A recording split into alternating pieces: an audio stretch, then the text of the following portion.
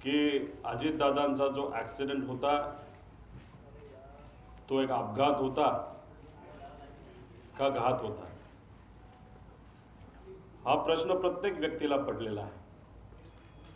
काल मुंबईकडे येत असताना पिंपरी चिंचवडमध्ये जेव्हा माझी गाडी स्लो झाली, सिग्नल लागलं होतं, तेव्हा माझ्या लेफ्ट साईडला एका रिक्षा चालकाने त्याची रिक्षा थांबवली, खाली उतरला आणि माझी काच वर होती त्यामुळे काचेवर त्याने आवाज केला. काच खाली घेतल्यानंतर त्याने सांगितलं, अहो 9 तारखेला तुम्ही संध्याकाळी अजितदादांबद्दल काहीतरी सांगणार होता ॲक्सिडेंटबद्दल, त्याचं काय झालं? मी त्यांना सांगितलं काल नाही, म्हणजे 9 तारखेला नाही तर 10 तारखेला मी या बाबतीत मला काय वाटतं हे तिथं सांगणार आहे. या प्रेस कॉन्फरन्सच्या माध्यमातून आणि तुमच्या सर्वांच्या मदतीने लोकांना मी आता पोहोचतोय. काही लोकांना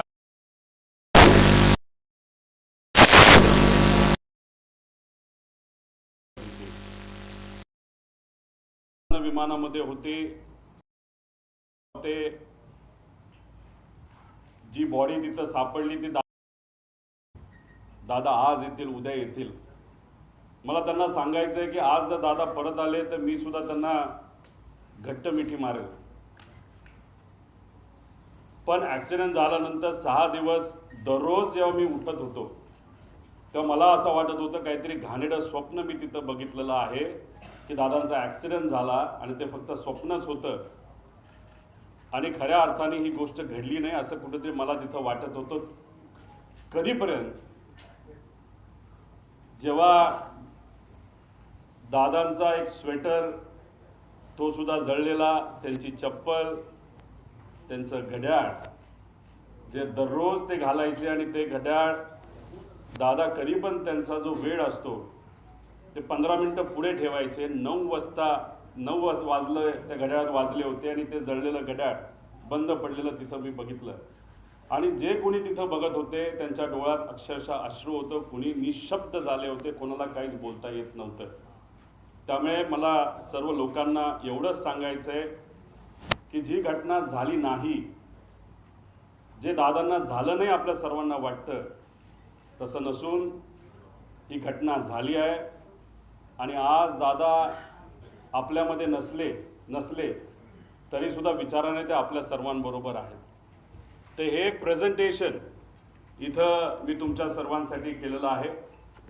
या प्रेझेंटेशनमध्ये मी स्वतः, माझी टीम, मित्र, ज्यांच्या कोणाकडे पर्यंत मी पोचू शकलो त्यांच्याकडनं जी माहिती आम्हाला मिळाली ती माहिती या प्रेझेंटेशनच्या माध्यमातून आपल्या सर्वांपर्यंत आणण्याचा प्रामाणिकपणे प्रयत्न केलेला आहे.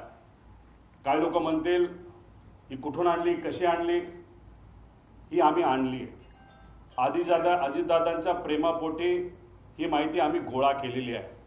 मी सरकारमध्ये नाही, आम्ही सरकारमध्ये नसलो तरी जे काही जमलं, कारण की शेवटी दादा असतील, साहेब असतील, आम्हा सर्वांना एवढंच सांगितलेलं आहे की प्रयत्न करत राहावा.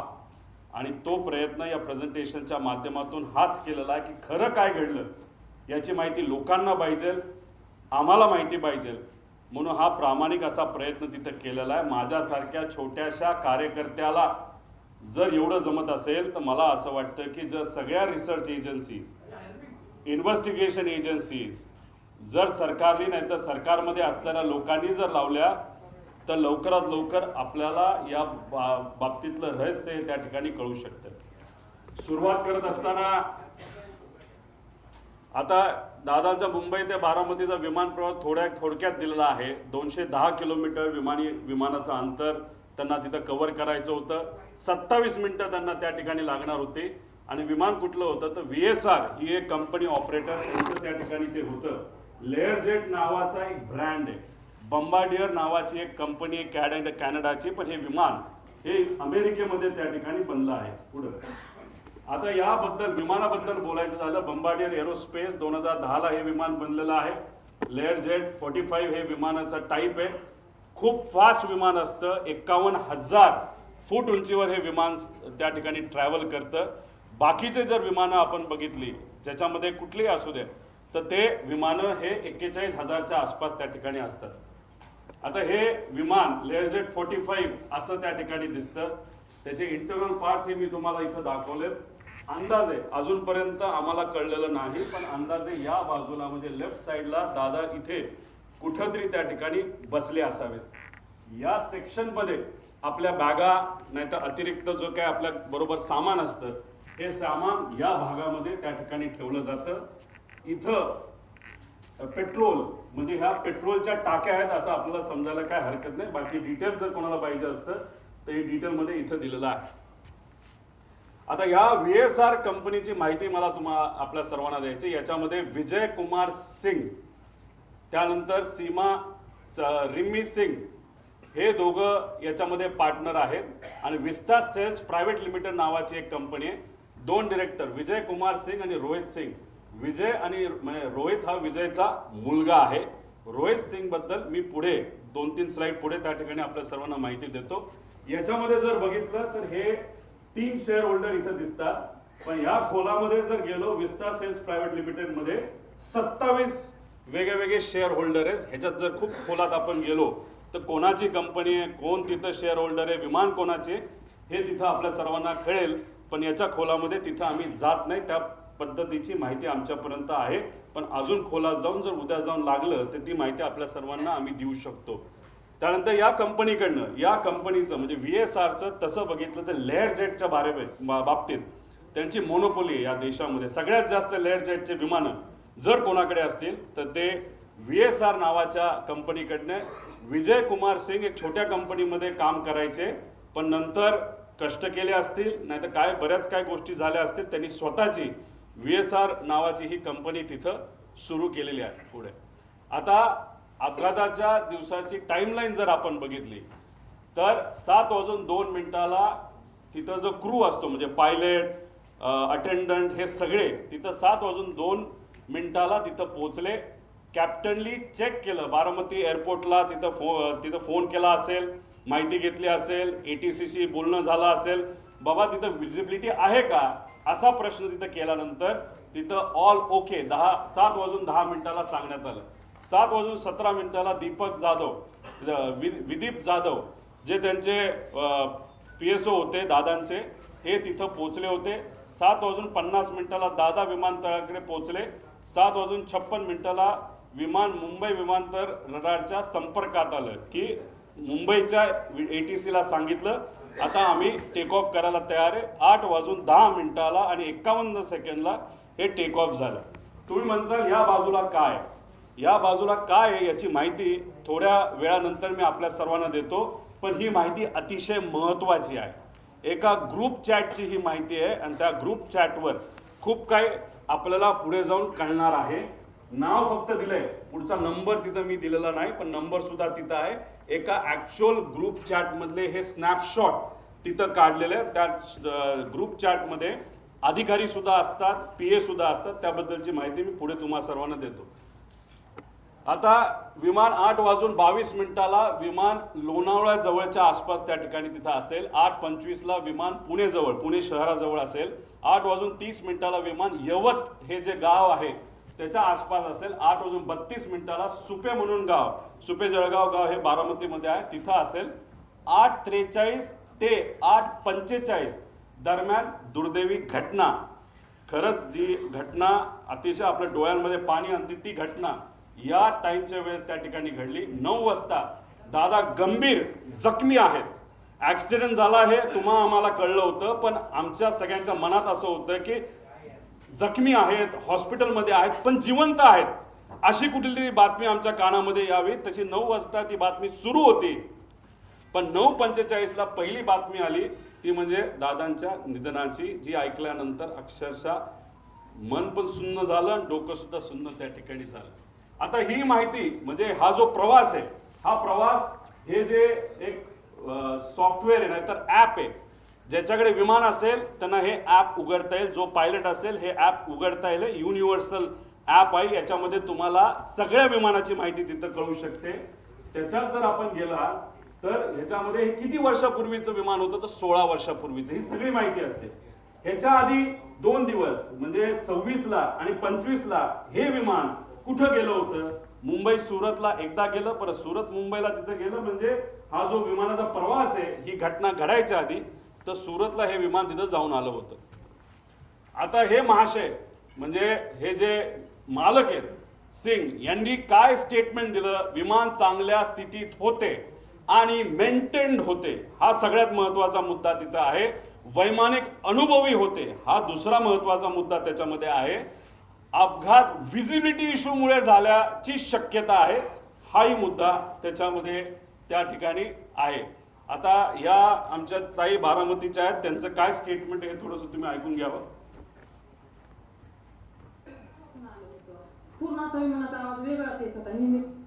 म्हणजे यांचं आणि तिथं असणारे बरेच काही हे आहेत की त्यांचं असं मत होतं की रोज तिथं जे पायलटला शिकवलं जातं त्याची विमानं रोज ये जा करत असतात. दादांची विमानं बऱ्याच वेळा आलेली आहेत, मोठ्या मोठ्या व्यावसायिकांची विमानं आलेली. पण हे विमान जेव्हा त्या गावाच्या वरून गेलं होतं, एक तिथे जवळून गेलं होतं आणि त्याचा आवाज थोडा वेगळा आला होता. म्हणजे कदाचित मेंटेनन्सचा हा मुद्दा असू शकतो. पुढे आता हा व्हिडिओ तुम्ही डिटेलमध्ये बघा.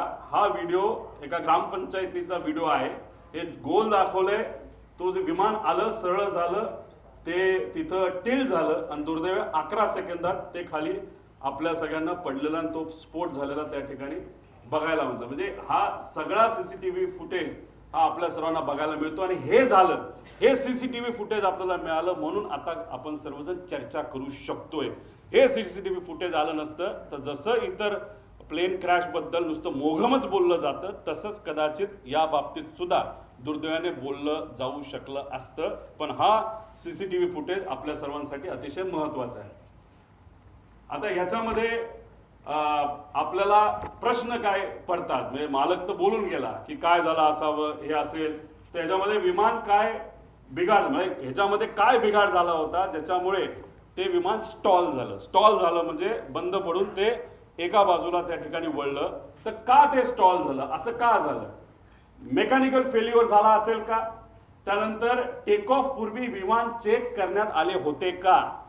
आपण कधी गाडी घराच्या बाहेर काढत असताना पेट्रोल आहे का, ऑइल आहे का, ह्या बेसिक गोष्टी बघतो. तसं विमान उडवायच्या आधी त्याच्यामध्ये टेक ऑफ पूर्वी विमानाचं इन्स्पेक्शन एक मेकॅनिकल अधिकारी करत असतो. त्याचं कामच तेवढं असतं की विमान नीट आहे का, सगळ्या केबल लागल्यात का.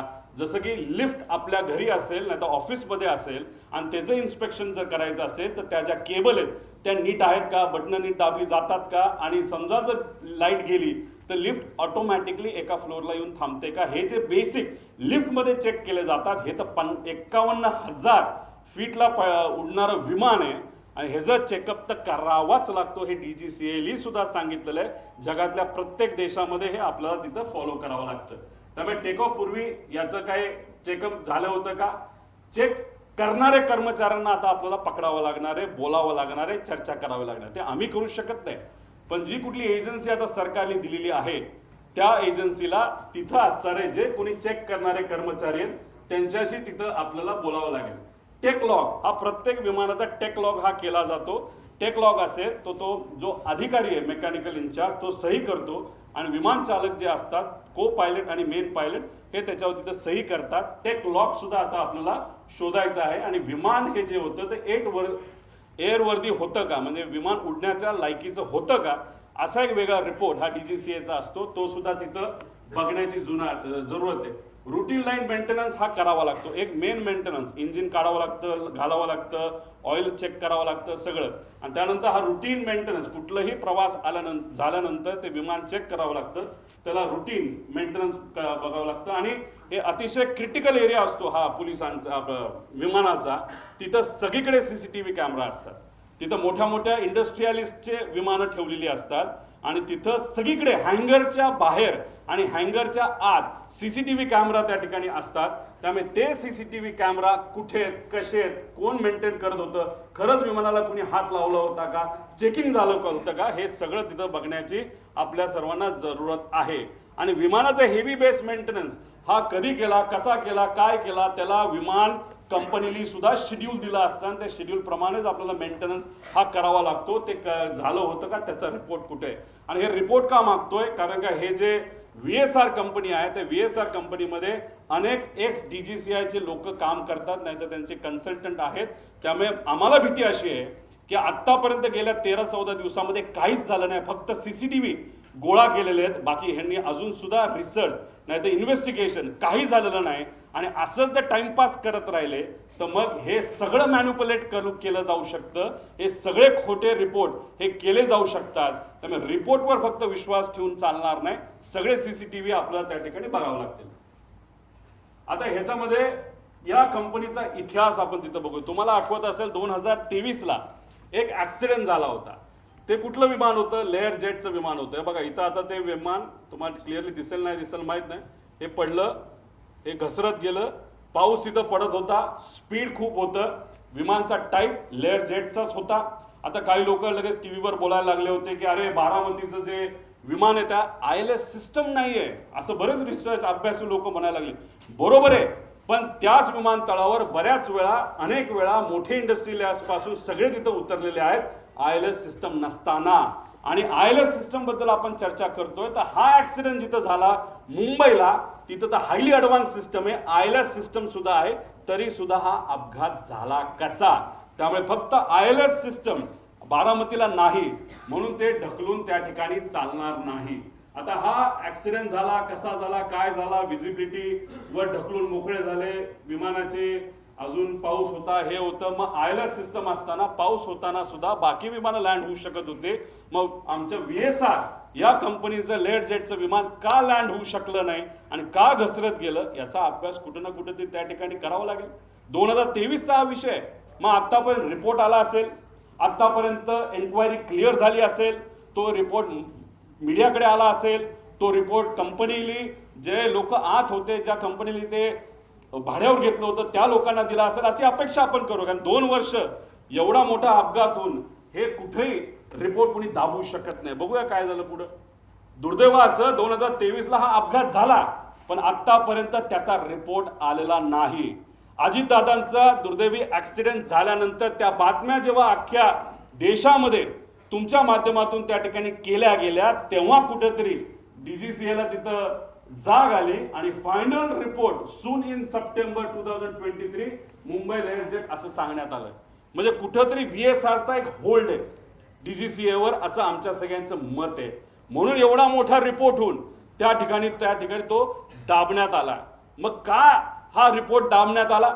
हा रिपोर्ट जर आतापर्यंत आला असता, तो जर सरकारपर्यंत पोहोचला असता, तर मग काही गोष्टींमध्ये बदल होऊ शकले असते.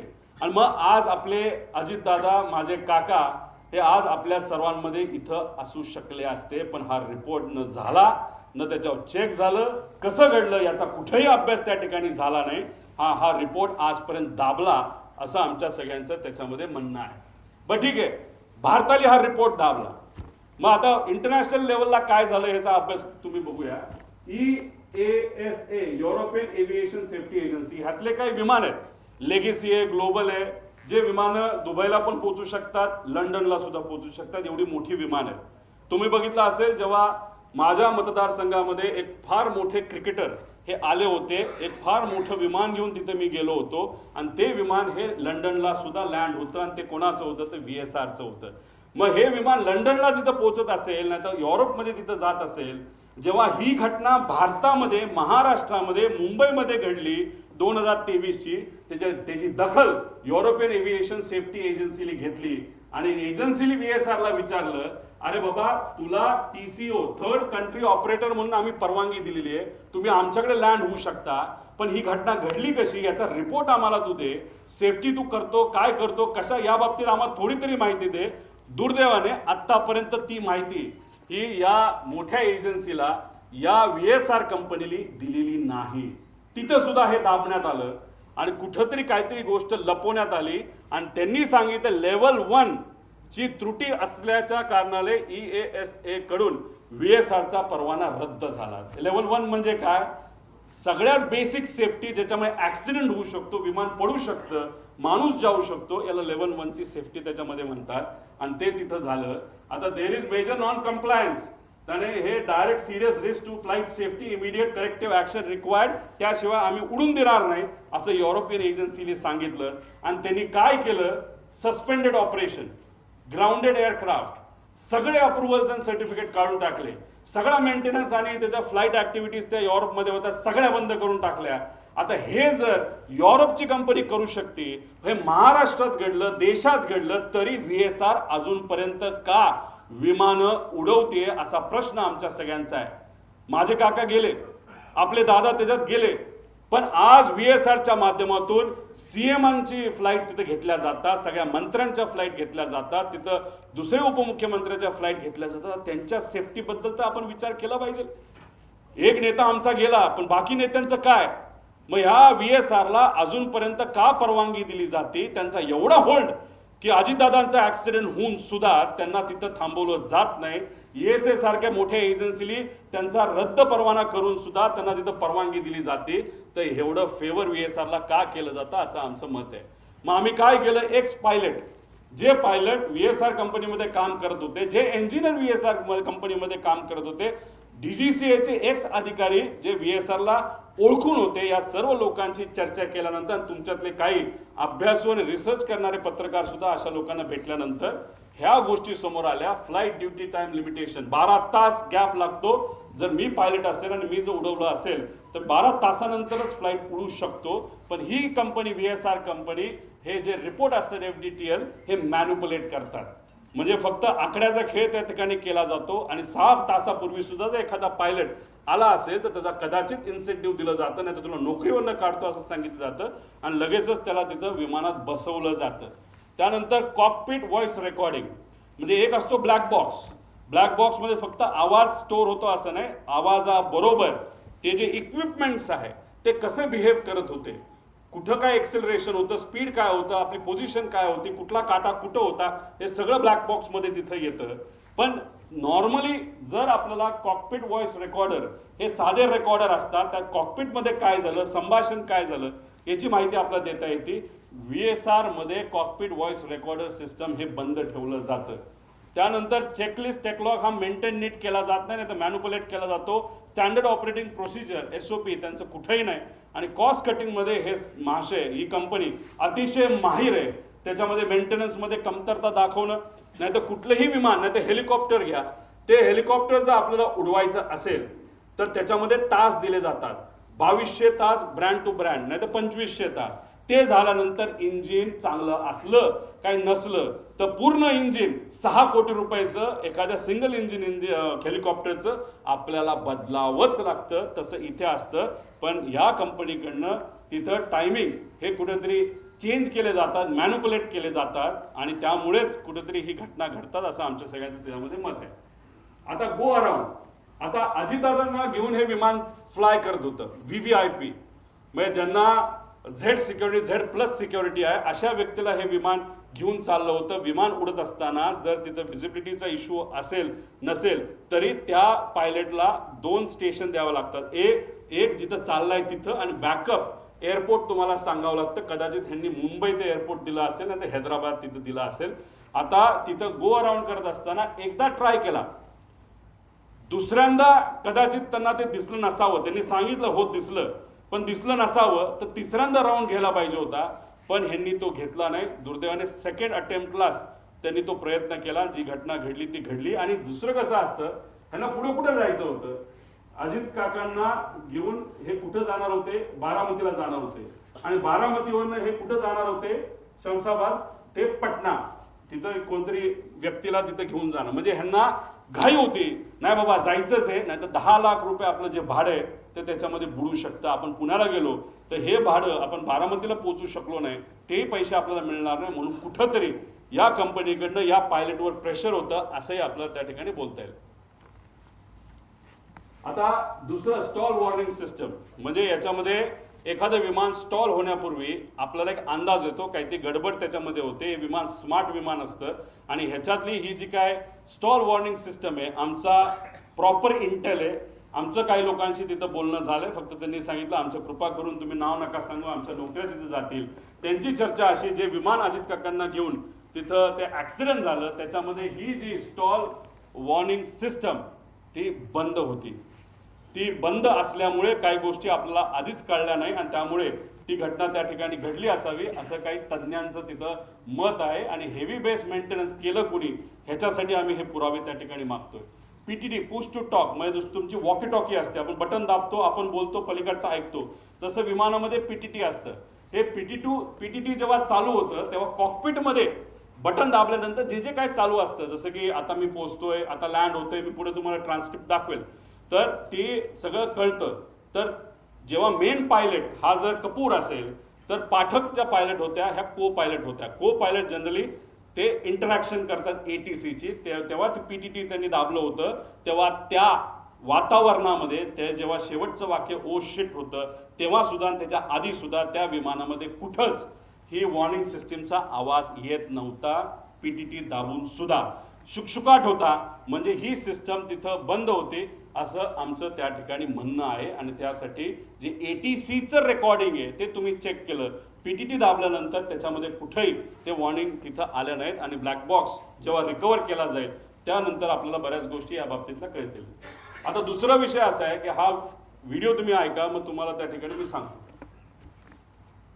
गावातनं उतरताना आमच्या गावात एक मंदिर आहे, त्या मंदिराच्या कळसाला सुद्धा टेकायची काही लोकांना शक्यता होती. आता हे enhance ground proximity warning system जी आहे, जेव्हा हे विमान 51,000 फीटला ते उडतं आणि जेव्हा तुम्ही त्या एअरपोर्टच्या जवळ येत असता आणि फारच जमिनीच्या जवळ आल्यानंतर ही सिस्टम तुम्हाला वॉर्निंग देते. जेव्हा तुम्ही एखादा हिंदीचा पिक्चर नाही तर इंग्लिशचा पिक्चर बघितला असेल तेव्हा तिथं तुम्हाला जाणवत असेल एक आवाज ते विमान देत असतं की warning approaching land, warning approaching land, अशा प्रकारची ही सिस्टम त्याच्यामध्ये असते. आणि दुर्दैव आमचं असं मत आहे की मंदिराच्या जर जवळ गेला असेल तरी पीटीटी चालू असताना हा आवाज तिथं आपल्याला कुठंही ऐकायला मिळालेला नाही.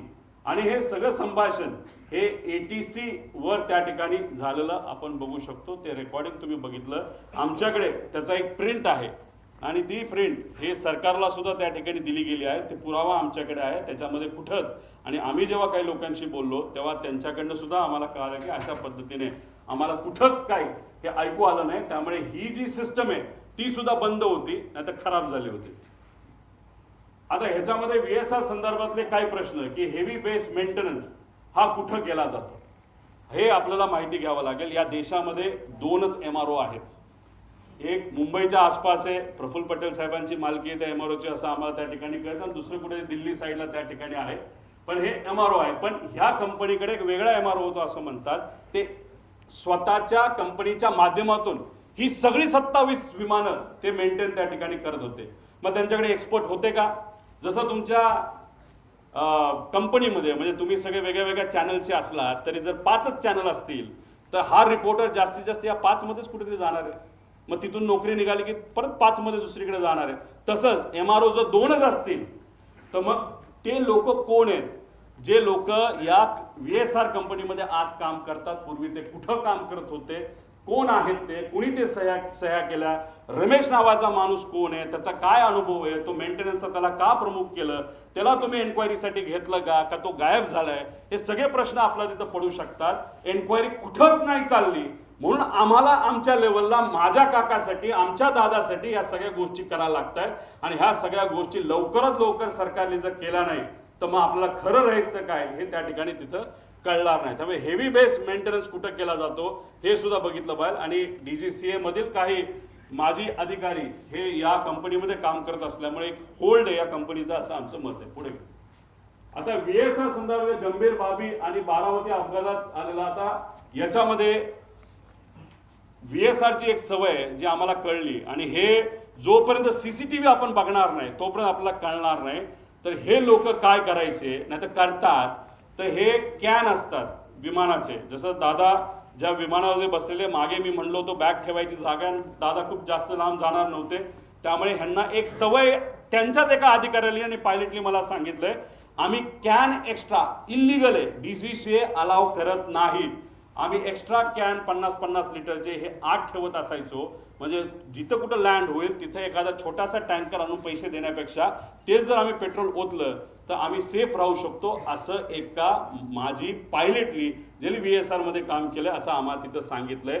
त्यामुळे जिथं कुठं गेल्या वर्षभरात VSR ची विमानं उतरली तिथला CCTV कॅमेरा टेक ऑफच्या आधी आणि मेंटेनन्सच्या आधी हा बघितलाच पाहिजे आणि ह्या गोष्टी खऱ्यात का हे कुठेतरी आपण समजून घेतलं पाहिजे. आणि जर हे खरं असेल तर विमानामध्ये जर पेट्रोल इलिगली एका कॅन मध्ये ठेवलं तर ते विमानासाठी बॉम्ब सारखंच असतं असं आमचं त्या ठिकाणी मत आहे.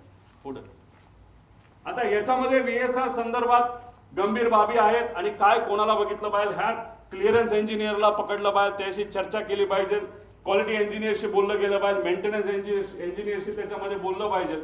आणि हे सर्व नियमाचं उल्लंघन जर या कंपनीकडनं त्या ठिकाणी झालं पाहिजे तर या व्यक्तीवर कारवाई होणं आणि मनुष्यबळाचा गुन्हा या कंपनीच्या मालकांवर होणं अतिशय महत्वाचं आहे असं आमचं त्या ठिकाणी मत आहे. त्यानंतर EASA ने कंपनीला TCO परवाना सुरक्षेच्या कारणामुळे जर कॅन्सल केला असेल तर त्याला काही ना काही ते कारण आहे. आणि असं आहे की हे EASA ही जी युरोपियन कंपनी त्यांनी ऑलरेडी एक कॉपी DGCA ला पाठवलेली आहे. त्यामुळे DGCA ला मला विचारायचं आहे की ही कॉपी तुमच्याकडे येऊन सुद्धा तुमच्याकडे ती दिल्या गेल्यानंतर सुद्धा तुम्ही VSR ला का ऑपरेटिंग टर्म्स मध्ये ठेवलं, का त्याचा तुम्ही परवाना रद्द नाही केला असा प्रश्न एक पुतण्या ज्याने काकाला त्या ठिकाणी घालवलेला आहे त्याचा, त्या पुतण्याचा आणि एका कार्यकर्त्याचा त्या ठिकाणी आमचा प्रश्न आहे. आणि एवढं मोठं घात असून सुद्धा आता सुद्धा मुख्यमंत्री आणि दुसरे उपमुख्यमंत्री आणि बाकी नेते अजून सुद्धा VSR कंपनीच्या माध्यमातून ट्रॅव्हल करतायत, विमानातून त्या ठिकाणी ते जात आहेत. ते अतिशय घातक आहे. त्यामुळे या बाबतीची नोंद सरकारने तिथं घेणं फार महत्वाचं आहे. आता तुम्ही म्हणाल हे जे आहे हे काय आहे, एक ग्रुप असतो, सर्व मंत्र्यांकडे 2 ग्रुप असतात. ते ग्रुपचं नाव ते वेगळे ठेवू शकतात, पण एक साई एव्हिएशन नावाची कंपनी, ॲरो नावाची कंपनी. आता इथं मी GR तुम्हाला दिल्यानंतर तुम्हाला लागलं तर आम्ही तिथं देऊ. या कंपनीने अलोकेट केलेला 2 हँडलिंग कंपनी आहेत. मग या 2 कंपन्या खालचे जे ऑपरेटर आहेत VSR सारखे यांच्याशी संवाद साधून कुठलं विमान कधी अवेलेबल आहे, मंत्र्यांना कधी पाहिजे याबद्दलची माहिती त्या ठिकाणी ती दिली जाते. मग त्या ग्रुपमध्ये कोण असतं तर त्या मंत्र्यांचे सगळे PA, ऑफिशियल PA आणि जे कोणी प्रोग्राम बनवतात ते PA, ते अधिकारी त्या ग्रुपमध्ये असतात. आणि त्याच्याच बरोबर आपले जे संचालय आहे ह्याचं महाराष्ट्राचं विमानांचं तिथले जे डायरेक्टर आहेत ऑफिशियल IAS अधिकारी नाही तर त्या लेवलचा एक अधिकारी त्या ग्रुपमध्ये असतो. त्या ग्रुपमध्ये टाकलं जातं की उद्या जसं 27 जानेवारी 2026 ला 8 वाजता मुंबई ते बारामती अजित पवारांना जायचं असं ग्रुपमध्ये. आणि ॲरोचा टाइम होता 1 ते 15 हे साईसाठी होतं, 16 ते 31 तारखेपर्यंत ॲरोच्या ग्रुपमध्ये हा मेसेज टाकला. हे कोण क्रिस्टोफर नावाचा जो कुणी तिथला मॅनेजर आहे का ओनर आहे त्यांनी टाकलं नोटेड सर. तो झालं 7:13 आणि 7:14 संध्याकाळी. म्हणजे जे काही लोक म्हणतात दादा हे विमानाने जाणारच होते, हे प्री प्लॅन्ड होतं, असं अजिबात नाही.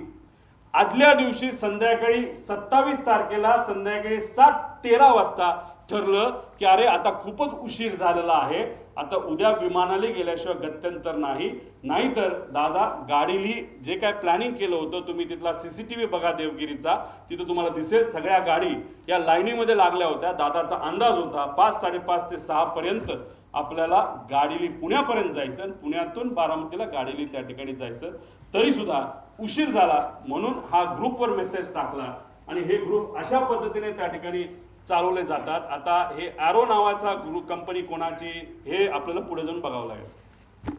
आता हे ॲरो कंपनी आहे, सरकारची विमाने बुक करण्यासाठी हे काम करते. ह्याचा जो हँडलर आहे आता तो कोण आहे आपल्याला शोधावा लागणार आहे, त्याचं फार वजन आहे एअरपोर्टवर, तो म्हणेल तसं तिथं काम केलं जातं असं माझं मत आहे. ही कंपनी कोणाची आपल्याला बघा नाही. एक कंपनीचा डायरेक्टर जो आहे तो पतंजली कंपनीमध्ये सुद्धा डायरेक्टर असं आम्हाला कळालं, पण आम्ही खूप खोलात गेलो असं नाही. ज्याला कोणाला बघायचं असेल ना तर ह्या ज्या इन्व्हेस्टिगेशन एजन्सीज आहेत त्यांनी सुद्धा ॲरोकडे लक्ष देण्याची जरूरत आहे. आता पुढे जाऊन तुम्हाला सांगतो त्या ग्रुपवर काय चर्चा झाली होती, पुढे घ्या. आता हा प्रश्न आहे घातपात आहे का. मला सुद्धा शंका आहे की कदाचित हे घातपात असू शकतं. का तर हे पुढच्या काही स्लाइड्स मध्ये मी आपल्या सर्वांना सांगतो. आता याच्यामध्ये आम्ही जेव्हा हा रिसर्च करत होतो, चर्चा करत होतो, ते एक सिक्युरिटी एरियामध्ये काम केलेला व्यक्ती माजी अधिकारी तो माझ्याकडे आला. त्याने मला सांगितलं तुला इस्रायल माहिती आहे का? मी म्हणलं माहिती आहे. तुला मग मोसाद माहिती आहे का? म्हणलं माहिती आहे. मग त्याचं काय? ते म्हणले हे पुस्तक बघ. मी म्हणलं बर, मग या पुस्तकाचं काय?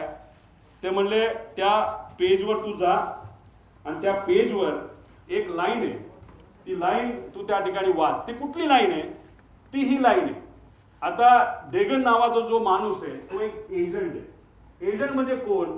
जो एखाद्या व्यक्तीला असॅसिनेट नाहीतर एखाद्या व्यक्तीला मारायचं असेल प्लॅनिंगली, तर हा तो डेगन नावाचा एजंट आहे. त्याचं सगळ्यात उत्कृष्ट पद्धत मारायची काय असते त्या डेगन नावाच्या पुस्तकात दिलेलं आहे की sometimes it's most effective to kill the driver and that's that.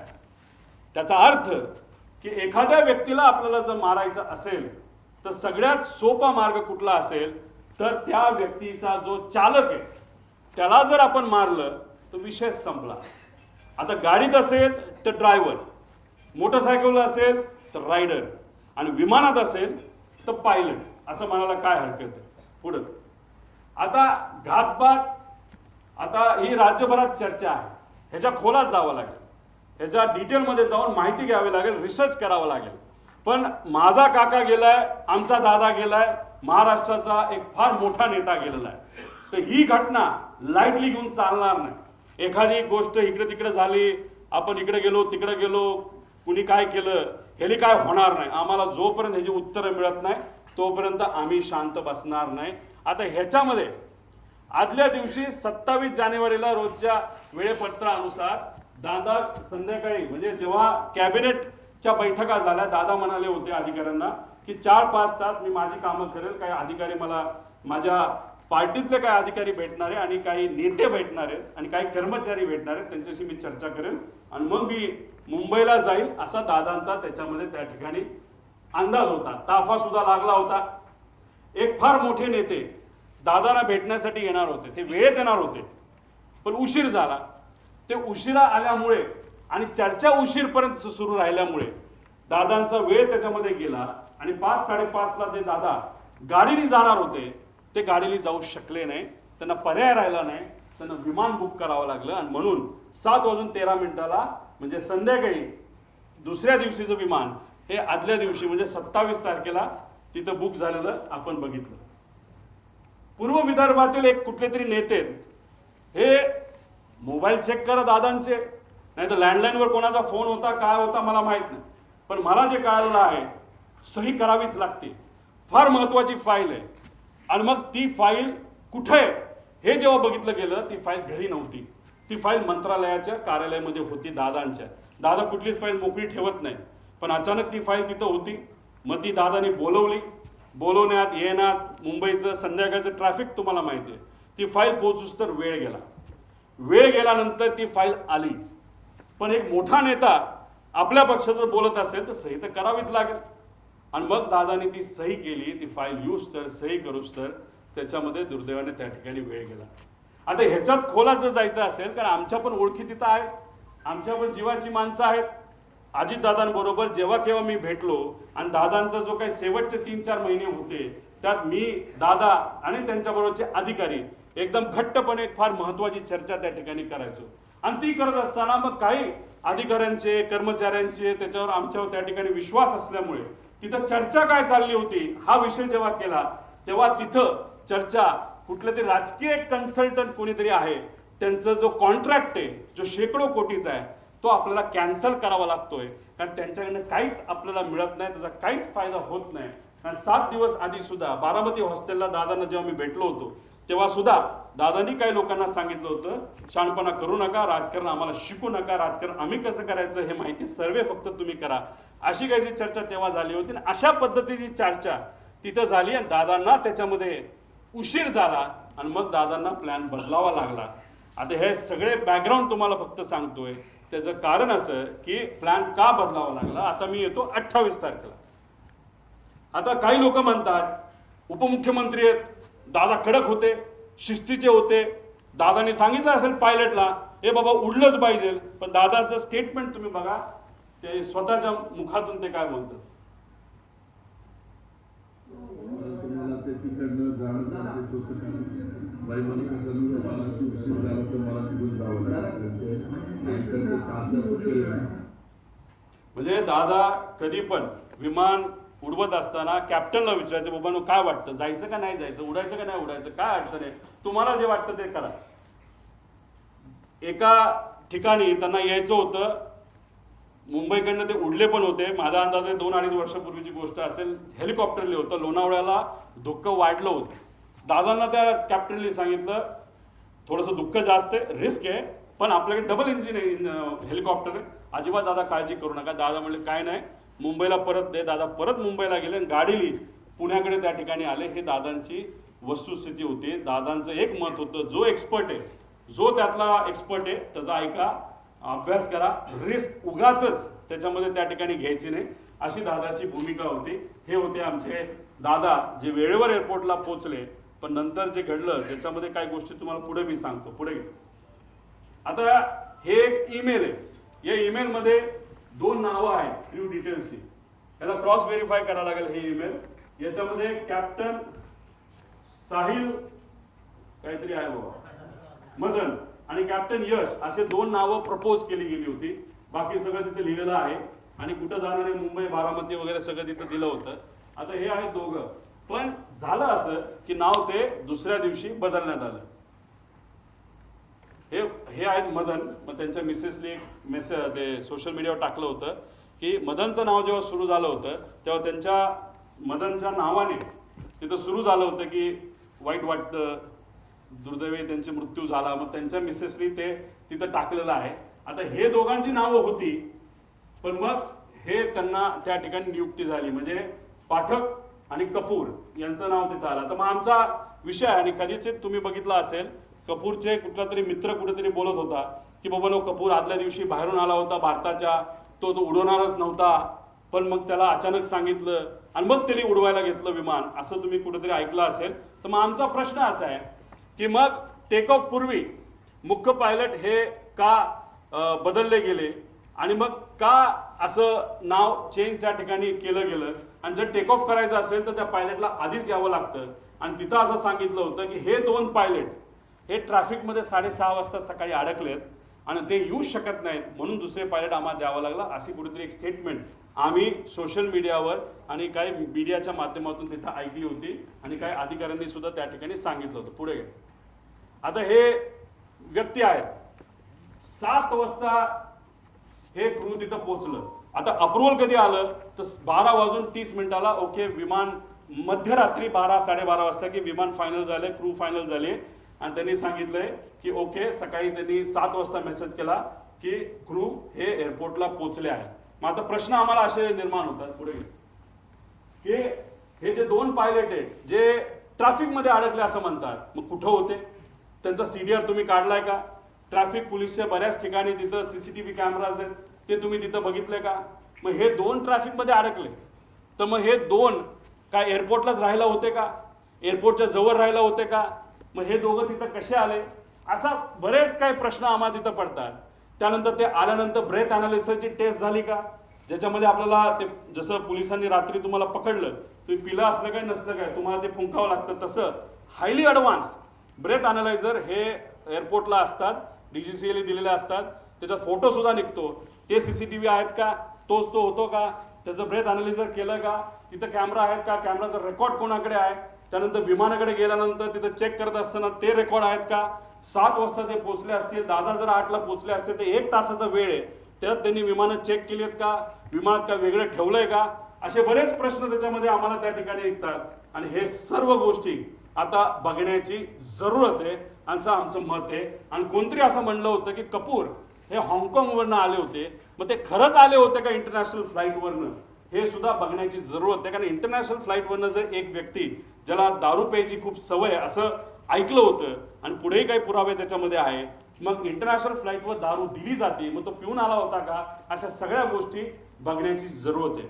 कदाचित त्यांच्या परिवाराला असं वाटत असेल मी काहीतरी वेगळं बोलतोय, मला त्यांना एवढंच सांगायचं आमचा तो हक्क आहे, आम्ही परिवारातली लोक आहेत, आमच्या शंका जर असतील तर शंकेचं निरसन हे झालंच पाहिजे, कारण आम्ही आमचा माणूस गमावलेला आहे, तुम्ही तुमचा माणूस गमावलेला आहे, तुम्ही तुमची बाजू बघा, आम्ही आमची बाजू बघतो. पण आमच्या मनात ज्या शंका आहेत त्याला कुठे ना कुठेतरी उत्तर हे मिळालं पाहिजे. का गेले 13 दिवस मला तरी तिथं झोप लागलेली नाही आणि कदाचित जोपर्यंत ह्या गोष्टी सापडत नाही, क्लिअर होत नाही, तोपर्यंत झोप लागणार नाही आणि मी झोपणार सुद्धा त्याच्यामध्ये नाही.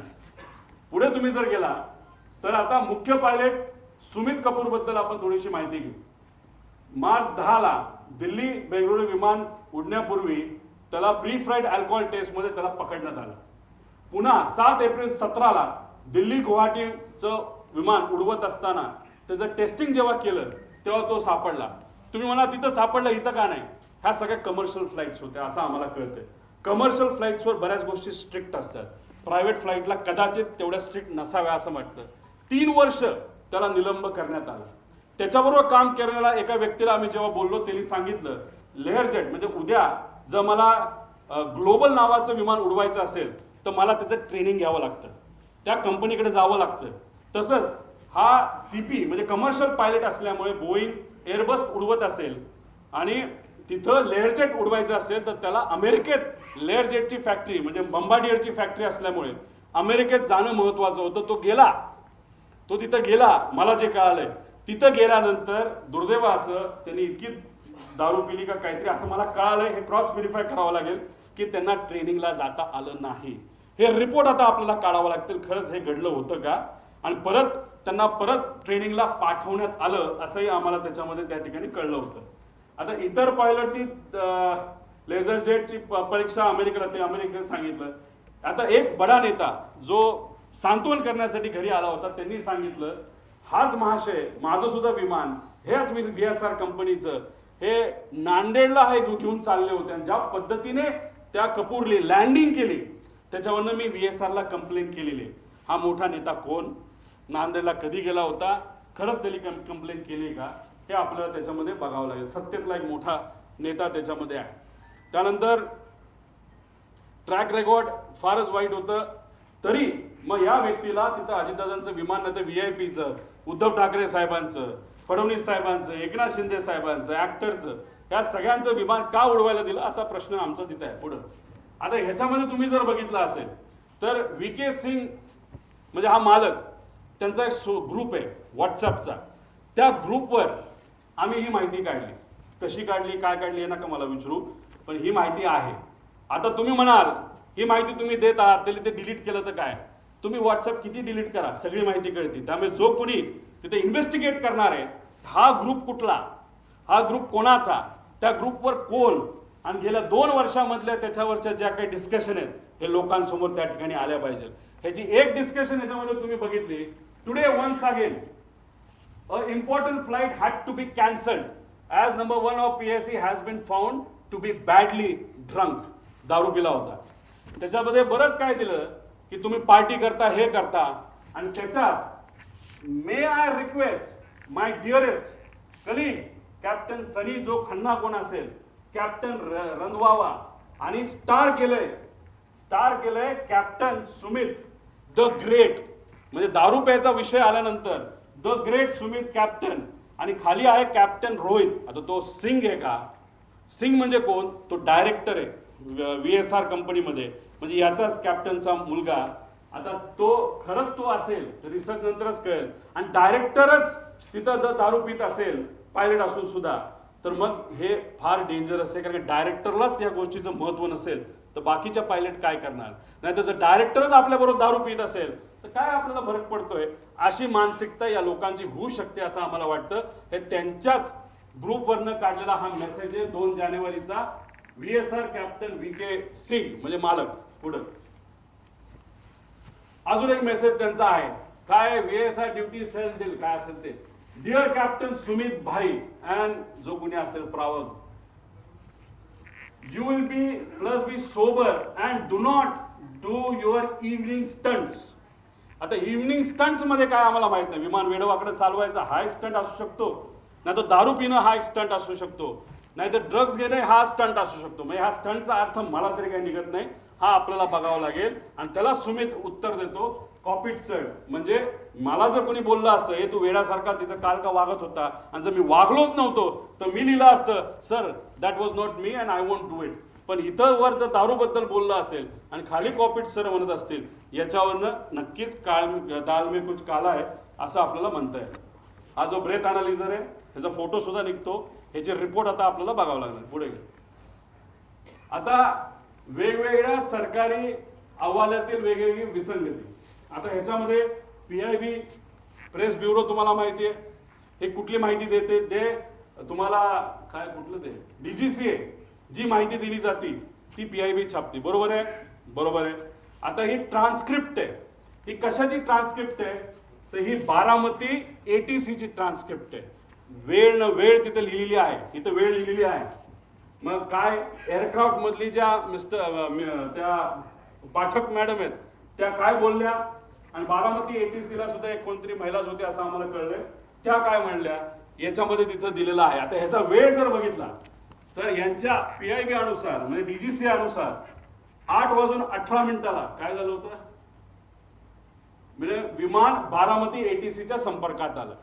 म्हणजे DGCA काय म्हणतंय म्हणजे PIB काय म्हणतंय 8:18 हे विमान हे बारामती ATC च्या संपर्कात आलं.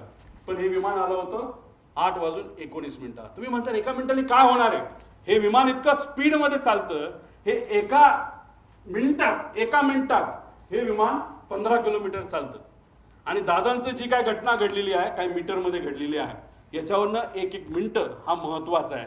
मग एवढी मोठी घटना घडली असेल तर मग 2 रिपोर्ट जे आहेत हे रिपोर्ट वेगळे का असा प्रश्न एक परिवारातला एक व्यक्ती म्हणून त्या ठिकाणी मी करतो.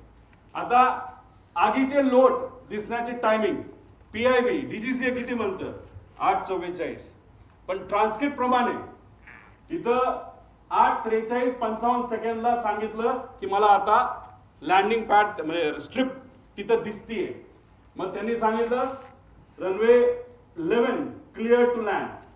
त्यानंतर 8:44:13 ओ शिट म्हणजे ही जे पाठक मॅडम आहेत त्यांच्याकडनं ते शेवटचे शब्द होते आणि त्यात 7 सेकंड तुम्ही ऍड करा 44 प्लस काहीतरी 13 प्लस 20 तर त्याच्यात तो ऍक्सिडेंट तिथं झाला. म्हणजे हे टायमिंग आणि हे टायमिंग जर इथं 20 सेकंड तुम्ही ऍड केले म्हणजे 13 प्लस 7 20.20 म्हणजे 20 सेकंडचा याच्यामध्ये फरक आहे. मी तुम्हाला सांगितल्याप्रमाणे सेकंडचा विषय असतो. इन्व्हेस्टिगेट तुम्ही करत असाल आणि तुम्ही एका मोठ्या एजन्सीचे लोक असाल तर तुम्हाला सेकंदात बोलावं लागतं, इथं मिनिटात बोलून चालत नसतं. आणि इथं ह्या 2 रिपोर्टमध्ये खूप मोठा फरक आहे असं कुठेतरी दिसतं. आता हा एक ट्रान्सपॉन्डर एक असतं विमानाला, विमान सांगत असतं सॅटेलाइटच्या माध्यमातून मी इथे आहे, माझं स्पीड किती आहे, मी अलाइन झालोय का, एअरपोर्टचं जे स्ट्रिप आहे त्याला मी अलाइन झालोय का, तिथून माझं डिस्टन्स किती आहे, माझी हाईट किती आहे, माझं लोकेशन कुठे आहे, हे सगळं तिथं दिलं जातं. आणि हे आमच्याकडे आहे ही माहिती ही आम्हाला एका सॉफ्टवेअरच्या माध्यमातून जे मगाशी तुम्हाला सॉफ्टवेअर सांगितलं त्यातून आम्हाला सगळी माहिती कळाली. फक्त शेवटच्या 1 मिनिटाची आम्हाला माहिती कळाली नाही. कदाचित ट्रान्सपॉन्डर हा मुद्दामून विमानाच्या आतून हा बंद केला होता. तुम्हाला टिल्ट होताना जे विमान दिसतंय त्या ट्रान्सपॉन्डर बंद होता. ट्रान्सपॉन्डर हा 8:43.18 ह्याच्यात तुम्ही म्हणाल हे तर टाइम वेगळा दिसतोय, ह्यात फ्लाईट रडारच्या शेवटच्या UTC टाइम म्हणजे 3 ते म्हणजे याच्यामध्ये 5 तास आपल्याला ऍड करावं लागतात. त्यात 8:43.18 जेव्हा हे बंद झाला ट्रान्सपॉन्डर, का बंद झाला का कुणी बंद केला असे प्रश्न आम्हाला त्याच्यामध्ये आहे. आता आपल्याला शेवटपर्यंत कळालं असतं. आणि या 1 मिनिटाच्या आधी हे विमान त्या धावपट्टीला अलाइन झालं होतं, म्हणजे ते धावपट्टीवर उतरेल अशी अपेक्षा होती. पण 1 मिनिटामध्ये काहीतरी गडबड झाली ती अजूनपर्यंत आपल्याला कळलेली नाही. आता हा जो भाग आहे हा तुमचा 11 नंबर आहे आणि हा भाग आहे 29. हे जे मोठी चर्चा करतात अरे बाबा तो जो असा हिलटॉपवर आहे आपला लँडिंग स्ट्रिप त्यामुळे फार डेंजरस आहे, फार अवघड आहे, हे आपण लँड करू शकत नाही असं लोक बोलतात. ते खरं आहे. आता ही ती जागा आहे 11 नंबर आणि ही जागा आहे 29 नंबर. मागे घे, ती आहे MIDC ची साईड. इथं तुम्ही जर गेला तर सपाट आहे, सपाट, काही तिथे टेन्शन नाही, तिथं तुम्ही कसंही लँड होऊ शकता. त्यावेळेस जे विंड स्पीड होतं ते ऑलमोस्ट नव्हतं. आणि विमान जेव्हा इथून लँड होतं त्याला अडचणी काय असतात, एकतर हे उंच आहे आणि इकडं जो सूर्य उगवत असतो तो स्क्रीनवर तिथं दिसतो. मग सगळ्यात बेस्ट ऑप्शन काय असतं, बाबा इकडे नको जायला, सोपी साईड 29 साईड आपण घेऊ, 11 नको घ्यायला, असा निर्णय बऱ्याच वेळा त्या ठिकाणी घेतला जातो. मग ह्या विमान चालकाली तो निर्णय घेतला होता का? पुढे जाऊन बघूया.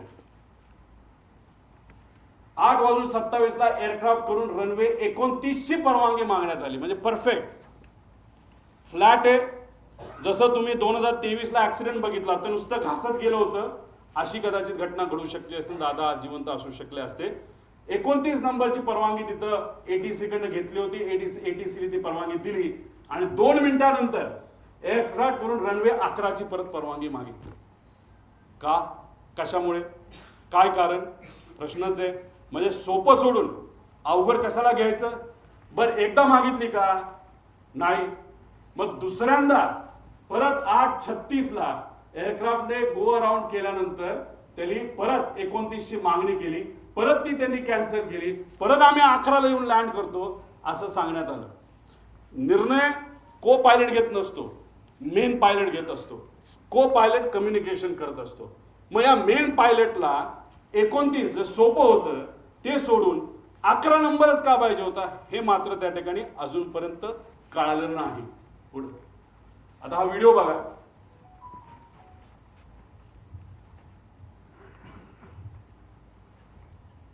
थोडं मागे या. हे लांबून तुम्हाला दिसत असेल, हे धुक्क आहे. विजिबिलिटी हा प्रॉब्लेम होता. मागे या बाजूला थोडंसं तुम्ही जर बघितलं तर एक लाईन दिसते आणि नंतर ब्लास्ट दिसतो. थोडंसं डिटेलमध्ये बघा. एक लाईन आली, पडली, स्फोट झाला. ती लाईन काय आहे? ती आग आहे का? हे सुद्धा बघण्याचे कारण आहे. हे आपल्याला बघावं लागेल. ते काय अजूनपर्यंत कळलं नाही. ही विजिबिलिटी आहे. जो रनवे आहे, रनवेच्या जवळ तिथं ट्रायल केली जाते, नाही तर ट्रेनिंग केलं जातं म्हणून तिथं काही कॅमेरा ठेवले. त्या कॅमेरातला हे व्हिज्युअल आपल्या सगळ्यांना त्या ठिकाणी बघता येईल. पुढे घ्या. आता ह्याच्यामध्ये हे आहे व्हिज्युअल फ्लाईट रूल्स. हे रूल काय सांगतं? आता मी सुद्धा हेलिकॉप्टरने जेव्हा जातो तेव्हा मला विचारावं लागतं टेक ऑफ किती वाजता करायचा. मग टेक ऑफ किती वाजता करायचा कोण परमिशन देतं? ATC. का परमिशन देतं? धुक्क असेल आणि 1500च्या खाली जर विजिबिलिटी असेल तर मला परवानगी मिळत नाही. मला परवानगी हेलिकॉप्टरला 1500च्या पुढे असा अंदाज त्या ठिकाणी आहे. मग मी विचारलं विमानाला काय परवानगी आहे? विमानाला स्ट्रिक्ट रूल आहेत. कोणाचे? तर DGCAचे रूल्स आहेत, व्हिज्युअल फ्लाईट रूल्स, की 5000 मीटरची जोपर्यंत विजिबिलिटी येत नाही तोपर्यंत विमान उडवायचंच नाही. म्हणजे लँडिंग सोडा, टेक ऑफ सुद्धा तुम्ही करू शकत नाही असे आदेश त्या ठिकाणी तिथे दिले होते. आता तुम्हाला मला विचारायचंय की 8:30 वाजता विजिबिलिटी 3 किलोमीटरची होती. बघा 8:31 आणि 11 सेकंडला visibility is 3 kilometre as of now. कुणी सांगितलं? बारामती ATC. आता इथं ही जी कोणी व्यक्ती आहे हँडलर एरोचा, तो काय म्हणतो? Captain checking visibility at Baramati 7:03. All okay sir 7:10. म्हणजे काय? Visibility is okay. मग आता एरोला पकडायला काय कारण आहे? एरोली खोटी माहिती काय दिली? साधा प्रश्न आहे. 8:30 वाजता जर विजिबिलिटी 3 किलोमीटर असेल तर सकाळच्या वेळेस 7 वाजता विजिबिलिटी कमी असेल का जास्त असेल? धुक्क जास्तच असेल ना. मग हा महाशय 7:10 म्हणतो ऑल ओके सर, म्हणजे visibility is okay, okay to take of.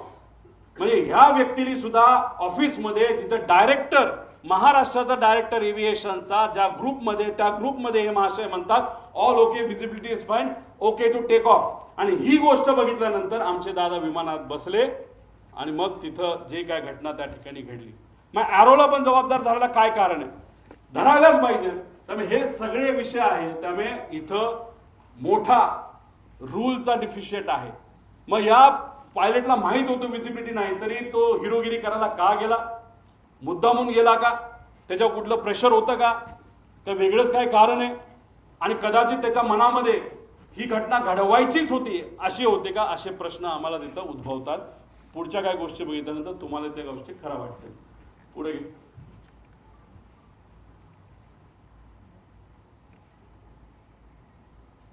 ऐका.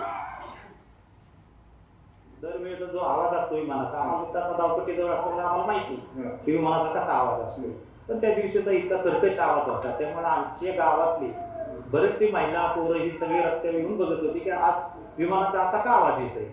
आणि गावाला एक गिरटी घालून परत विमान धावपट्टीच्या दिशेने उतराय गेलं. पण त्याच वेळेला आमच्या गावातनं उतरताना आमच्या गावात एक मंदिर आहे, त्या मंदिराच्या काळसाला सुद्धा टेकायची काही लोकांना शक्यता होती.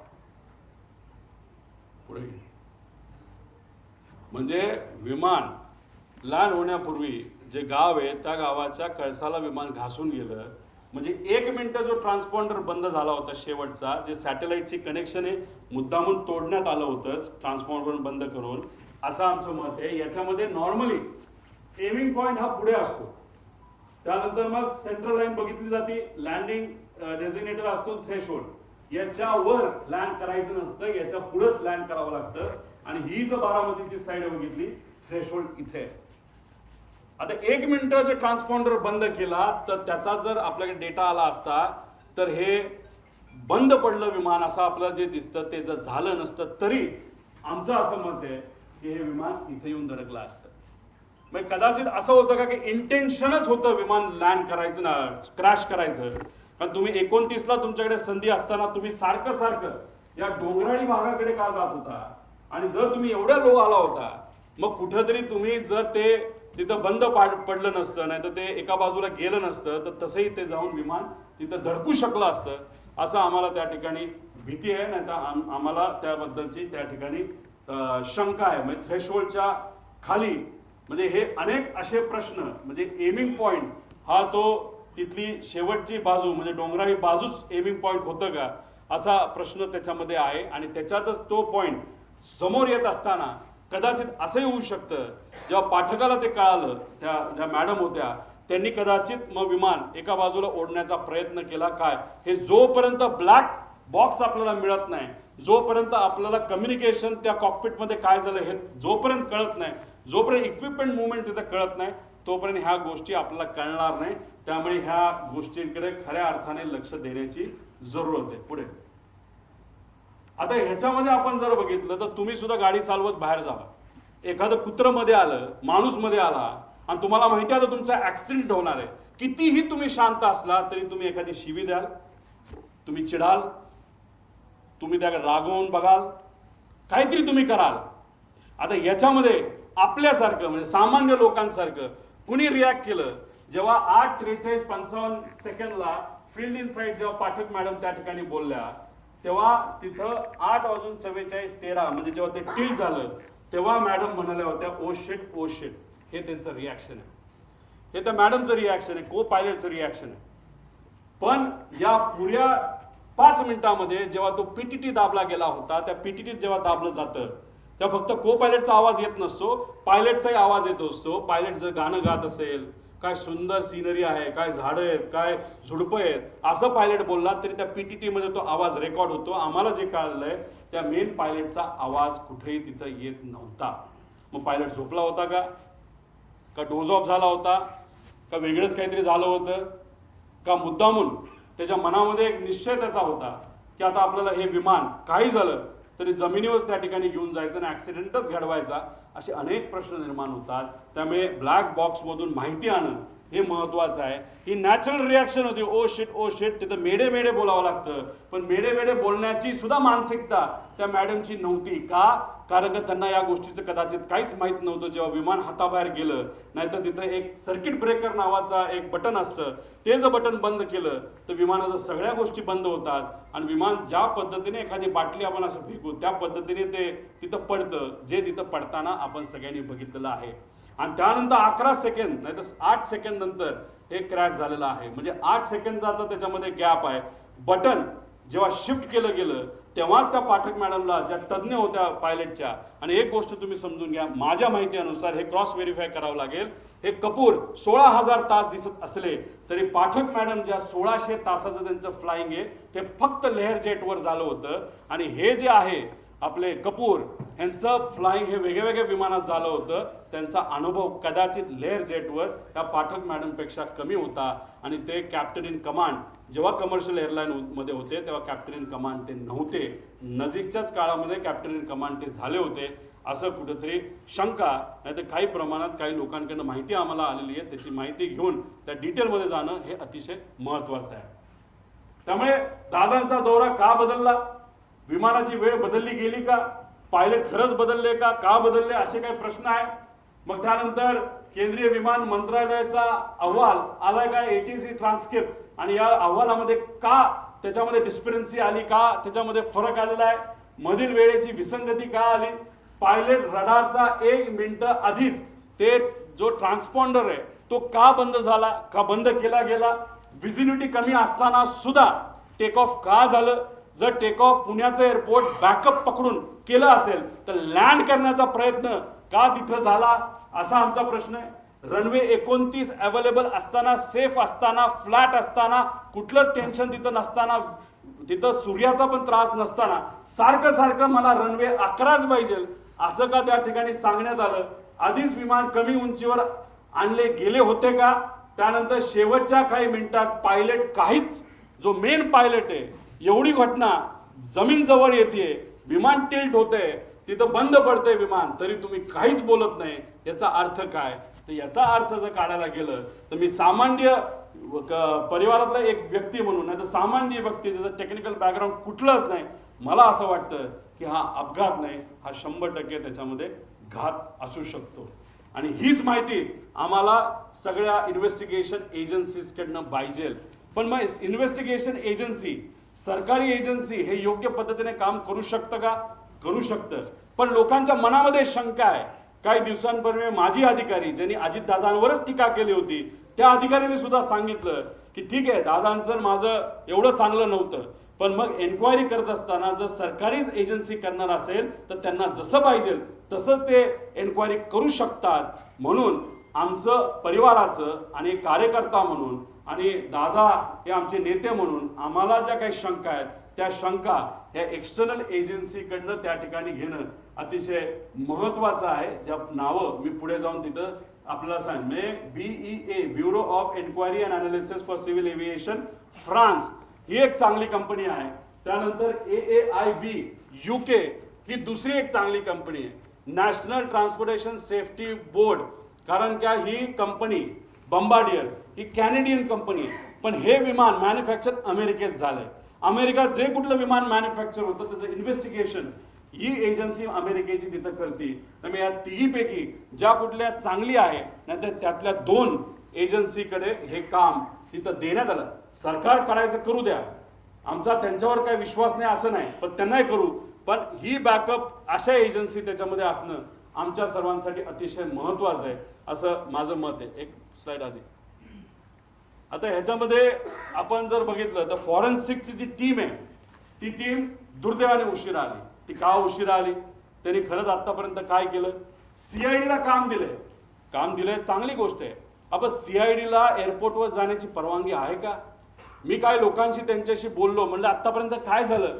ते म्हणले आतापर्यंत आम्ही CCTVचे फुटेज घेतले. म्हणलं कुठले घेतले? ते म्हणले आम्ही एअरपोर्टचे घेतले. म्हणलं बाकीचं नाही. मग आम्ही एका अधिकाऱ्याशी चर्चा केली, अरे बाबा तुम्ही एवढा वेळ जर लावणार असाल, याच्यामध्ये जर वेळ घालवणार असाल तर ते जी कंपनी आहे ते सगळे पेपर मॅन्युपुलेट करू शकते, सगळा एव्हिडन्स मॅन्युपुलेट केला जाऊ शकतो. थोडे दिवस थांबू, लोक विसरून जातील. लोक विसरणार नाहीत. आम्हाला ही माहिती पाहिजे म्हणजे पाहिजे. त्यामुळे CID विश्वास नाही असं नाही, पण त्यांना पूर्ण अथॉरिटी नसणार आहे. कारण विमानतळावर गेल्यानंतर पोलिसाला, खाकी वर्दीच्या व्यक्तीला आज जाण्याची परवानगी असते. तिथं CISF असेल नाहीतर केंद्रीय जे काही एजन्सीज असतील त्याच तिथं जातात. नाहीतर इन्व्हेस्टिगेशन करायचं असेल तर CID करू शकत नाही. करू शकतं, कपॅसिटी आहे, पण ते कुठलं तर क्रिमिनल म्हणजे कुठं खून झाला, कुठं काय झालं. पण हा विषय हा एअरपोर्ट अथॉरिटीच्या रिलेटेड आहे. त्यामुळे अशीच एजन्सी द्यावी लागेल जी अनुभवी आहे. एक आपली इंडियाची घ्या आणि बाहेरच्या 2 घ्या, अशी आमच्या सगळ्यांची त्याच्यामध्ये मागणी आहे. पुढं पुढं हे सगळे विषय आहेत. आणि एक महत्वाचा विषय तुम्हाला सांगतो की जेव्हा केव्हा तुम्ही पूर्वीच्या दादांचे व्हिडिओ सुद्धा बघितले असतील, त्या व्हिडिओजमध्ये दादा प्लास्टिकची बॉटल घेऊन तिथं काही गोष्टी करताना बघितलं असेल. पाणी पिताना प्लास्टिकच्या बॉटलमध्ये पाणी पिताना तुम्ही बघितलं असेल. आणि मग पण नजीकच्या काळामध्ये म्हणजे हे जे काय आहे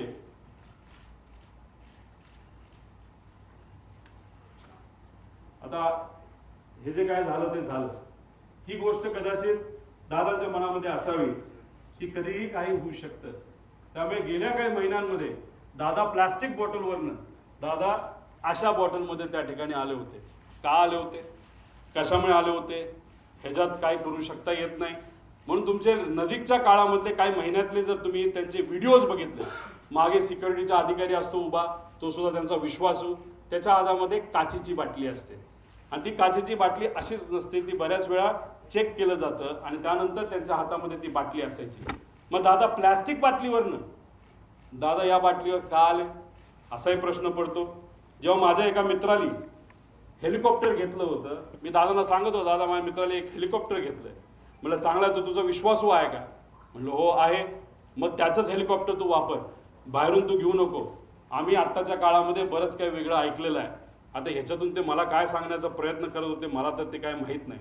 दादानी त्यांच्या काही जवळच्या लोकांना ज्यांची आर्थिक परिस्थिती बरी आहे, चांगला व्यवसाय आहे, त्यांना सांगून सांगितलं होतं की पुढच्या काही महिन्यांमध्ये तुम्हाला विमान घ्यावं लागेल आणि ते विमान तू घे म्हणजे मला ते वापरता येईल. हे का ते काय बोलत होते कसं काय, शेवटी आत्ता दादांबरोबर झालेले काय सगळे संभाषण हे तिथं माझ्या ध्यानामध्ये त्या ठिकाणी एका टेपसारखे तिथं पळत आहेत, जात आहेत. त्यामुळे काचेच्या बाटलीपासून पार विमान स्वतःचं त्या ठिकाणी असावं, ह्या सगळ्या गोष्टी त्यांच्या मनामध्ये का होत्या हे आज तरी आपल्या सगळ्यांना त्या ठिकाणी विचारता येणार नाही.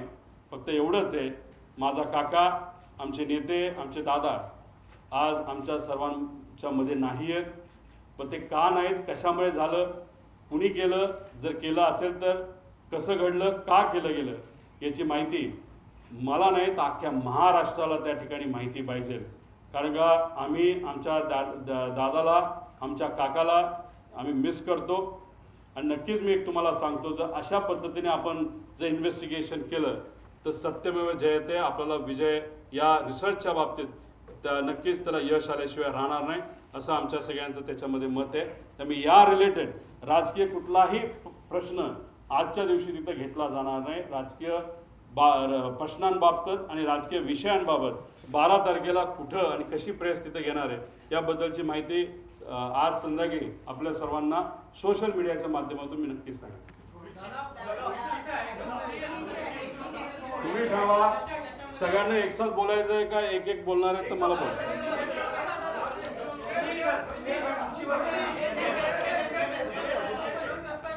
हा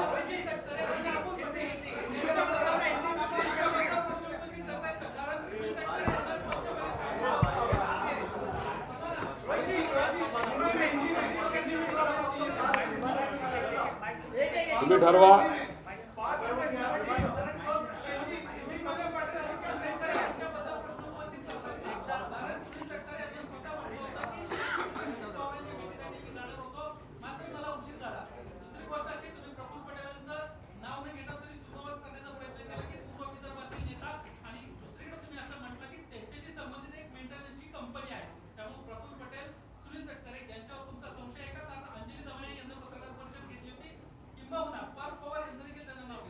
एक तुम्ही समजून घ्या, हा अपघात होता का घात होता असा प्रश्न तुम्ही केला तर आमची शंका म्हणजे माझी आणि असंख्य महाराष्ट्रातल्या लोकांची शंका आहे की हा घात होता. आत्ता तुम्ही जर प्रेझेंटेशन बघितलं असेल तर 60-70 पानाचं मी प्रेझेंटेशन केलं. एक एक गोष्ट जी घडली, कशी घडली, कोण बैठकीला आलं होतं, कोणाचं विमान होतं, कोणाचं काय होतं, जी काय माहिती आमच्यापर्यंत आली ती माहिती ही तुमच्यापर्यंत पोहोचवलेली आहे. या प्रेझेंटेशनच्या माध्यमातून यांच्यावर ऑब्जेक्शन घेतोय, शंका घेतोय का त्यांच्यावर शंका घेतोय असं अजिबात कुठंच नाही. मी वस्तुस्थिती तुम्हाला सांगितली. पण या बाबतीत विमान कंपनी जी VSR आहे, ॲरो नावाची हँडलिंग कंपनी आणि जो कपूर नावाचा पायलट होता, या 3 कंपन्या आणि व्यक्तीवर आमची शंका आहे.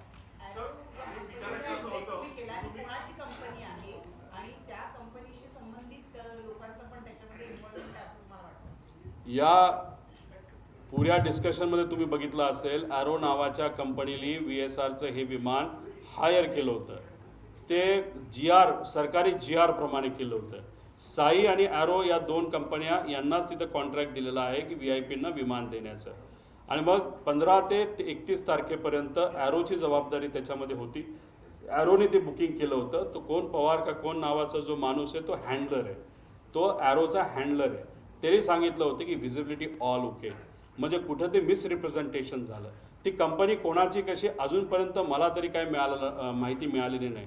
पण बऱ्याच राज्यामध्ये आज जे कुठले सत्तेत आहेत त्या राज्यांबरोबर ती कंपनी काम करते असं मात्र त्या ठिकाणी आम्हाला कळालेलं. म्हणजे बऱ्याच मोठ्या लोकांचा त्यांचा संपर्क नाही तर ओळख असावी असं वाटतंय. सर, तुम्ही म्हणाल CID ही कॉम्पिटंट एजन्सी नाही या प्रोब करता.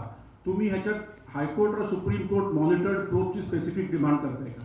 DGCAवर आमचा विश्वास आहे. पण हे बघा, एक तुम्ही समजून घ्या, सरकारवर आमचं ॲलिगेशन नाही, कोणावर ॲलिगेशन नाही, पण ज्या गोष्टी घडल्या असाव्यात, अशा पद्धतीने काही गोष्टी झाल्या असाव्यात या पद्धतीची आमची शंका आहे.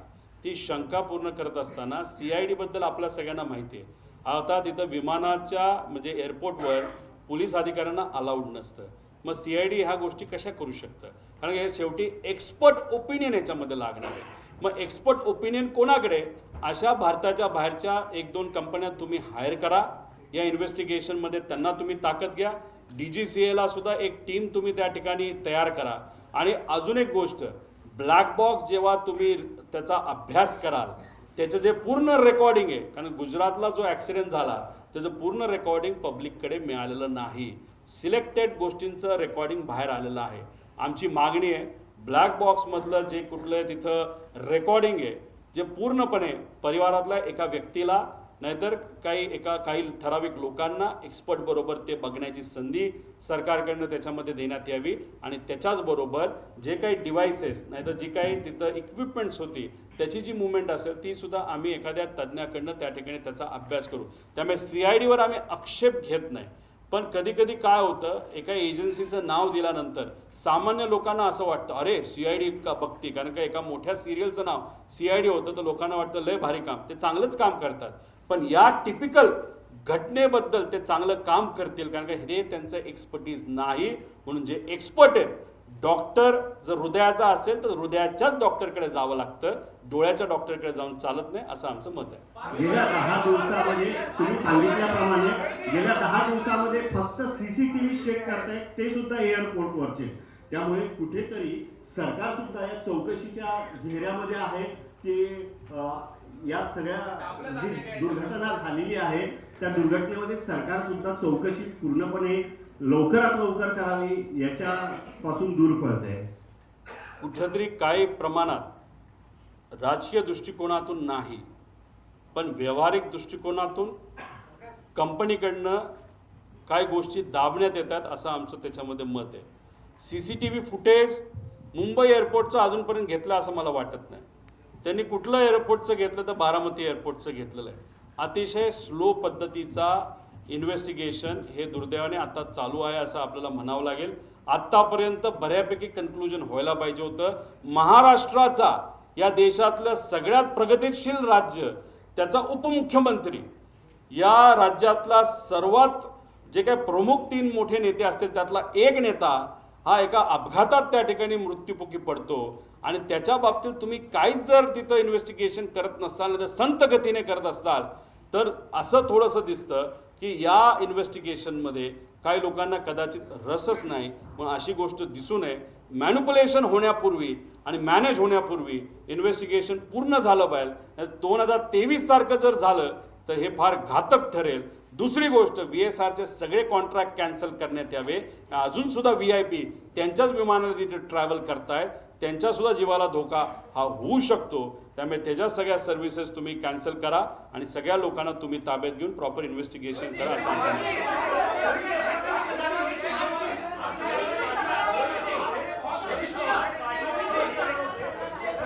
या बाबतीतलं माझ्याकडनं एक पत्र हे नक्कीच आम्ही दिल्लीला DGCAला त्या ठिकाणी देऊ, मंत्री महोदयांना देऊ आणि एक विनंती करू की ज्यांच्या कोणाकडे इन्व्हेस्टिगेशन आहे, म्हणजे CID करत असलं ते अथॉरिटी ही वेगळी आहे, त्यांना सांगून इंटरनॅशनल लेवलच्या काही कंपन्या आपल्याला घेता येतात का हे त्या ठिकाणी आपल्याला बघावं लागेल. आणि आज आम्हाला असं कळतं आहे की अजितदादांच्या पक्षाकडनं सुनीता वहिनी काकींच्या मार्गदर्शनाखाली अमोल मिटकरी आणि काही ठोंबरेताई आणि काही लोक, बाबा पाटील, हे सगळे CM साहेबांना भेटले होते.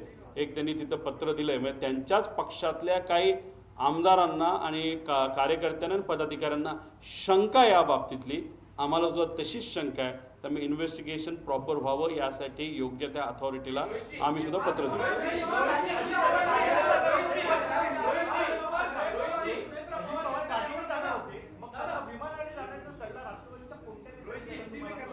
मगाशी तुम्हाला सगळं मी त्या ठिकाणी सांगितलेलं आहे. कुणी काही सल्ला वगैरे त्या ठिकाणी दिला नसेल, पण लेट का झालं हे फक्त मी तुम्हा सर्वांना सांगितलं. तुम्ही सगळेच एक साथ बोलता, मला कसं करणार?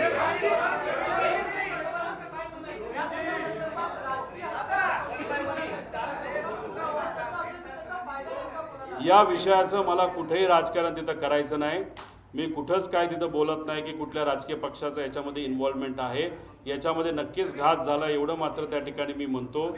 कसं झालं, का झालं, कोणामुळे झालं, काय झालं हे लोकांसमोर आलं पाहिजे आणि इन्व्हेस्टिगेशन ही प्रॉपर त्या ठिकाणी झाली पाहिजे एवढंच या प्रेझेंटेशनच्या माध्यमातून मी सांगण्याचा प्रयत्न केला. मराठीचे शेवटचे 2 प्रश्न घ्या म्हणजे मी हिंदीत बोलतो. दोन मराठी.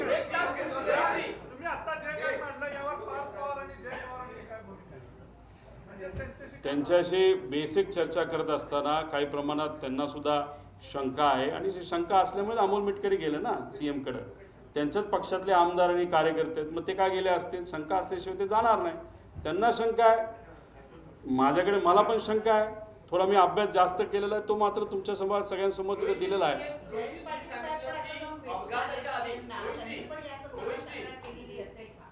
नाही, या बाबतीतलं मला काय माहीत नाही, कारण मी अजून कोणाच्याच संपर्कात नाही. तुम्ही सर्वजण अभ्यासू पत्रकार असल्यामुळे चांगलं प्रेझेंटेशन व्हावं यासाठी मी प्रेझेंटेशनकडे जास्त लक्ष देऊन होतो.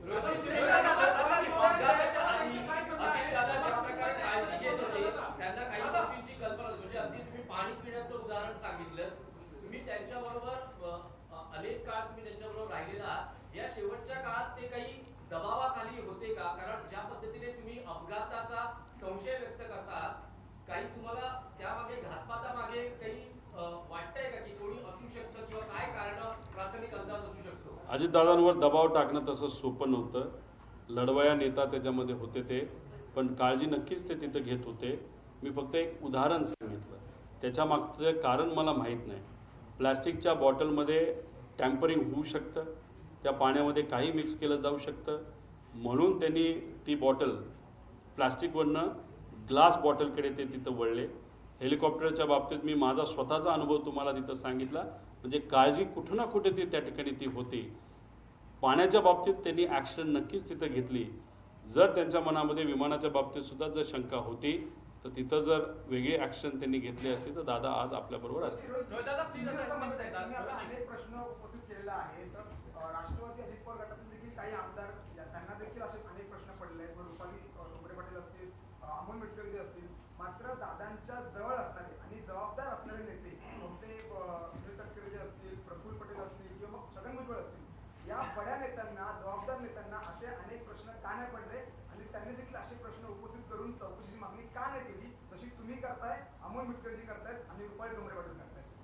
त्या सर्व नेत्यांना जी कुठली सत्ता आज आपली आहे या राज्यामध्ये ती मेंटेन करण्यासाठी, ती सत्ता तशीच राहावी यासाठी त्या पक्षाचे प्रमुख नेते म्हणून त्यांना कदाचित ती गोष्ट थोडीशी जास्त महत्त्वाची वाटली असावी.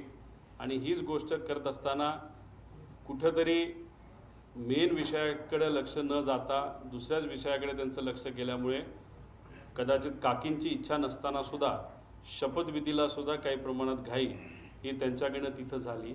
सगळ्यांच्या प्रायोरिटी आणि महत्त्वाच्या गोष्टी वेगळ्या असतात. आम्ही आज दुःखात आहोत.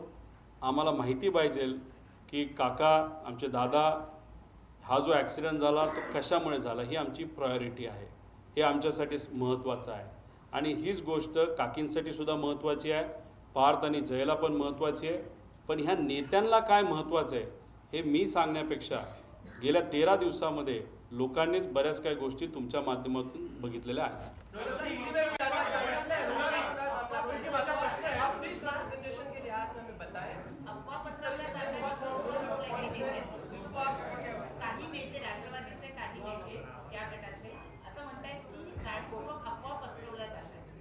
रोहित पवार एवढ्या मोठ्या कॅमेराच्या संख्येसमोर आणि एवढ्या अभ्यासू मराठी पत्रकारांच्या समोर प्रेझेंटेशनच्या माध्यमातून काही गोष्टी जर पुढं त्या ठिकाणी सांगत असतील तर ह्याला अफवा म्हणत नाही, ह्याला रोकटोक प्रेस कॉन्फरन्स त्या ठिकाणी म्हणतात आणि त्यांच्यात आणि आमच्यात हाच फरक आहे. ते काय काय म्हणेना, आम्हाला काही घेणं देणं नाही. ते जे कुठले नेते असतील 4-5 त्यांचा पक्षच वेगळा आहे आणि आमचा पक्ष वेगळा आहे. काका मात्र आमचे त्या ठिकाणी गेलेले आहेत.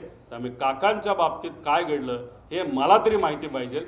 त्यांना माहिती नको असेल तर तो त्यांचा विषय आहे.